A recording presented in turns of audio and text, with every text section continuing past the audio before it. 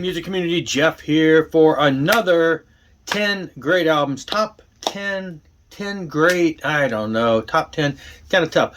10 albums, and we're up to 1992. This is my series I've been doing that I started back in the 70s, pushing my way through, and now we're up to 1992. Now, for just briefly, for those who have not seen one of these before, we're looking at 10 great albums from 1992 that I currently own in my collection on vinyl. So, you might say, so Jeff, how come such and such is not on your collection? Well, yeah, that album probably would be in my top 10 because it's a great album, but I don't currently own it on vinyl. So that's the way it's played. We're strictly looking at vinyl. I'm not digging into my CDs. So top 10 currently owned vinyl records from 1992. Maybe that's a good way to do it. First time in the whole series that I'm going to be doing a 11th only as a honorable mention, just because. Well, anybody know who that band is? SpinalTap. I am a huge SpinalTap fan. Have been since the movie came out in the 80s. Used to watch it all the time. When it came out, we used to, when I was in the military at that point in '84, and we used to watch it all the time. So me and my friends, we just knew the film backwards and forwards, knew a lot about this, could just quote stuff. It was always near and dear to my heart. I don't own the first album. It's expensive. I really want to get the original soundtrack, but I do not have it on vinyl.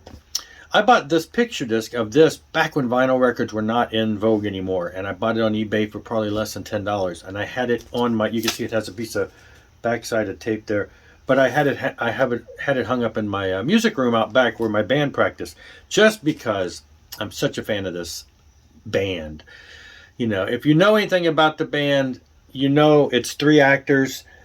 Christopher Guest, you got 3 actors that you see them in movies all the time. Look them up if you don't know what I'm talking about. I don't want to go into a lot of detail, but love them. My wife probably got sick over the past 30 some odd years of me saying, hey, that's the guy from SpinalTap. Hey, that's the guy from SpinalTap. Hey, that's the guy from SpinalTap. So, because the movie is a parody of rock bands, and so there was a lot of people in it, a lot of famous people in the movie. Rob Reiner did the movie. So anyway, I'm always pointing out, hey, that's so-and-so. He was in SpinalTap. Oh, there's Fran Drescher. She was in SpinalTap. Oh, there's, blah, blah, blah. And so, yeah, and so it's always been. So this album, so it was a mockumentary. The band had tongue-in-cheek lyrics on their soundtrack, and that was the movie. That was it. But it became such a big thing that the band the actors, got back together, and they did another album in '92. And I just listened to it all the time back then. Again, it's funny, tongue-in-cheek. So anyway, I won't dwell on too much. Break Like the Wind. If you know nothing about SpinalTap and you like a little humor with your hard rock, and you think it's cool that actors that you've seen in all kinds of movies, even to this day, get together and do something like that, I just think it's great. And so anyway, there you go. I had to mention that. Let's get to the real one, though. Jumping in to the 10 great ones. In at number 2, an album that I used to listen to all the time. So I think back of 92. I mentioned this in 91. 91 was the year that we built our first house, and when my wife was pregnant with our first child. So life was changing. 1991, we moved in to a brand new house that we had built on almost 3 acres of land out in the country in Mississippi.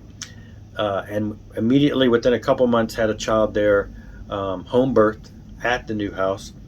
And I used to cut grass a lot because 3 acres of grass, I had to cut grass almost every day after work just to keep it down. I would cut sections of it.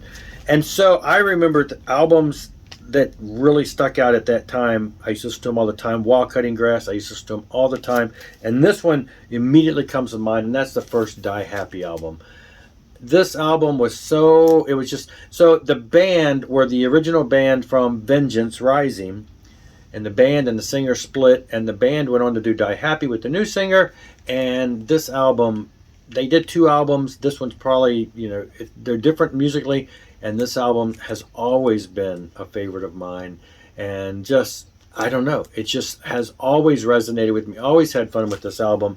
Was glad to see that this was reissued a couple years ago on vinyl for the first time. Splatter there. So glad to have this in my collection. Both this and the second album were released, so that's really great to have. And anyway, such a great album. And so that had to be on there. Another one that came out at the same time, and I used to listen to this in the car all the time driving out to the country to the new house, which was 30 minutes out of town. And that's Last Train by HolySoldier. The second HolySoldier album. The first album blew me away. Straight up 80s hair metal glory. Probably just a perfect album. The guys looked perfect. The music was perfect. This album became a lot more bluesy, a little bit more stripped back. I think second, Cinderella type album. The first Cinderella album was like, they looked all kind of glammy. It was really kind of 80s, and then they kind of came back a little bit, stripped back. That's how this reminds me of, just a lot more, a little more laid back and everything, but still hard rocking. They do a cover tune of Gimme Shelter on here, so, by the Stones, and so absolutely just a phenomenal record still, and definitely one that was high on my list in 1992. And then we got Stay of Execution by Deliverance. This is where they took a twist sound-wise, different producer, different feel, but I remember still this album, I didn't get fazed much by bands that made slight changes in their sound, and to me this was just another amazing Deliverance album. Been a big fan since the beginning, and yes, they went from thrash to a little, different. This is hard edged, with not as much thrash sensibilities as the other ones, but it's an actually must-have. Great stuff, and still, one that I return to often with great excitement. It's still, I just love this album. So yeah, Deliverance, Stay of Execution. Now, I remember this one too. I remember driving those roads, getting to the house in the country roads and listening to this all the time. In my opinion, one of the more perfectly produced, sounding, played, written albums of the melodic hard rock and metal genre that nobody's ever heard of. Big Bang by Magdallan. Magdallan, sort of kind of a super groupish type idea. You've got Ken Tamplin on vocals. He's done solo stuff. He was in Shout. Anyway, he's a multi-talented guitar player, vocalist, multi-range, amazing singer. You can take vocal lessons from him on YouTube. He has YouTube videos doing vocal instruction information. He had Lanny Cordola on guitar. I've loved his solo work, but he used to be in House of Lords. He's an amazing guitarist. He was Jesse Full House. He was a guitar player in Jesse's band. Oh, I can't remember the name. But anyway, there's a clip on Full House. My kids used to watch Full House, and I remember walking through one day when Jesse's band was playing at Disney World, and I'm like, I did a double take. I'm like, it's Lanny Cordola on guitar. And there he was in Jesse's band. So yeah, two great guys. And then they had Ken Mary on drums. Ken Mary on drums has been one of my favorite drummers since the 80s. He was always popping up on those instrumental shred albums back in the day on Shrapnel and other things. And always captivated me with his playing. Joey Tefola's album, he did the second one, the blue one. He was on that, and every time he showed up on drums, he amazed me. And yeah, some great stuff. And so this album to me had just 3 all-star players. And then James Christian did some background vocals on this. He's a vocalist from House of Lords. So that's the connection to Lanny Cordola. Anyway, it is like perfect, that melodic, people might say glammy hair metal, but not, it's just that music of the day of the late 80s, early 90s. This album is just so great and powerful. That had to be on there. I remember it so well. Another one that got a lot of play back in the day is the self-titled King's X album, their 4th album. MTV had Black Flag on there. Used to love that song. Love the imagery. Love the connection there. The storyline there and everything. So this album, there was a lot Lost in Germany. Oh, there's so many great songs on this album. Junior's Gone Wild. I think it was on a soundtrack too, wasn't it? On the Bill and Ted. Anyway, I've always been a King X fan in this 4th album. The 1st and 2nd album, prime. The 3rd one is when I started kind of thinking, there's some weird songs on here. It's a little bit different. This was almost like just a flip-flop return back. Just an amazing album. And so, yeah, the fourth King's X album, just called King's X. Check it out. Now, this is the oddball in the situation musically, and that's the first Circle of Dust album. This is when I started getting into a little of the industrial metal feel of things. Circle of Dust is one of those bands that came out that captivated me. You know, you got all kinds of drum machines and type things and lots of heavy guitar, and just, it was just a great album. I still to this day find this as a frequent play, and that's why it had to be on my list. So in 92 they released this. 3 years later in 95 they came back and re-released it, had a couple different songs, tweaked some of the songs, did some remixing. Basically the same album with a couple different tracks, but with a different feel. A couple little remixes here, so it was kind of different, but sort of felt the same because a lot of the songs were the same. They were just slightly tweaked. So even though this was a 95 edition, the album is a 92 album that came out, and then in 95 they kind of tweaked it a little bit and brought it back out. Then they remixed it totally, and they have a 25th anniversary edition. So I love this album so much I bought a second edition. Same songs, totally different feel.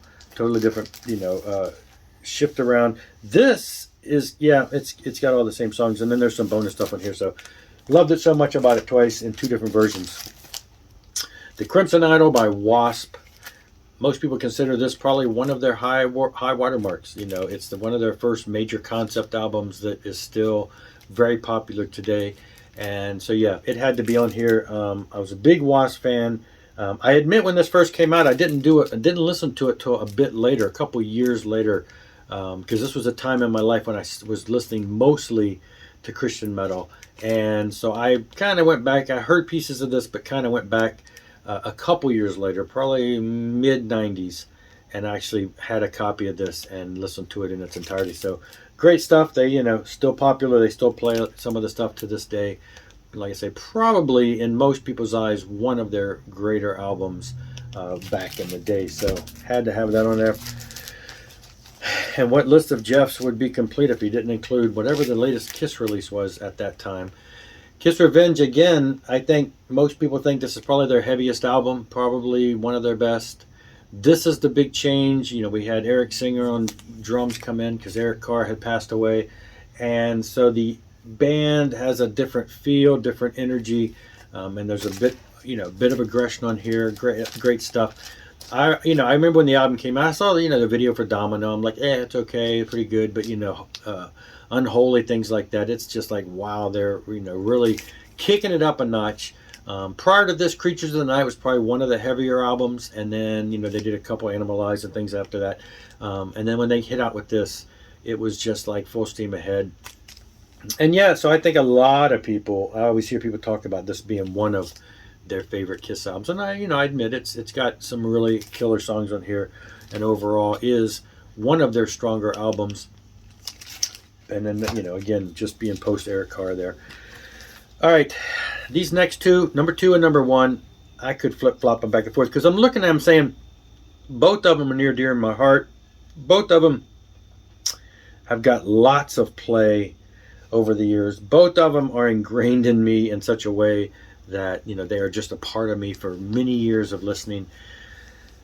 Which one has more return plays? It's really hard to tell. So I'm kind of going, I don't know, I'm gonna at this particular moment, like right now, I feel like I could swap them, but I'm gonna say number 2, Snakes in the Playground by Bride.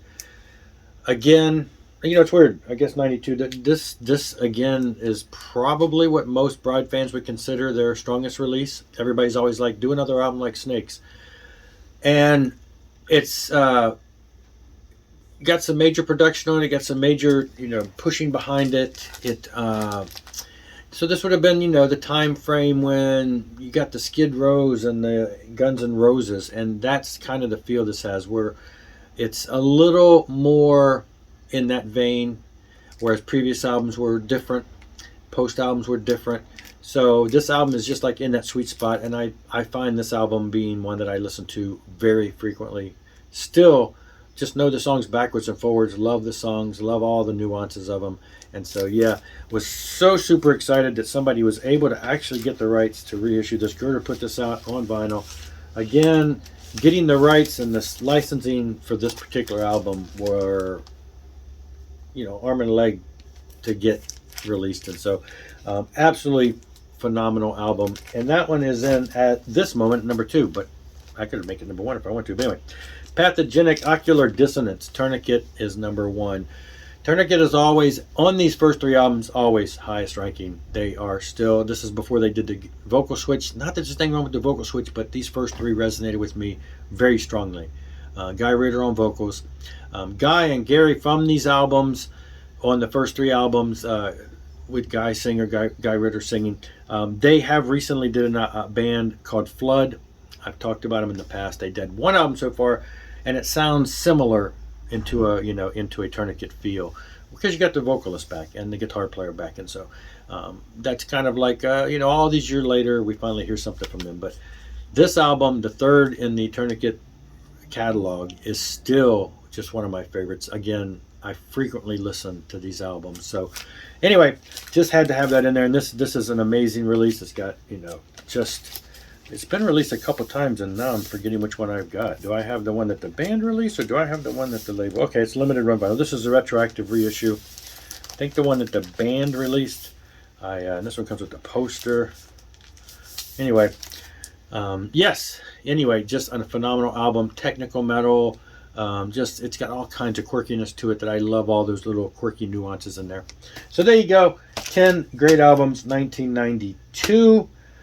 This is what I was listening to when grunge was becoming popular. And there's probably 10 more albums on my list that I did not pick, and none of them are alternative or grunge, because when that stuff came out, I wasn't really into that. And this is the kind of stuff that was still being pumped out that I was still listening to. Maybe not as well known, but hey, it kept me busy through the 90s without having to listen to any of the other stuff. So anyway, that's it for this one. Thanks a lot for watching. Rock on and rock hard.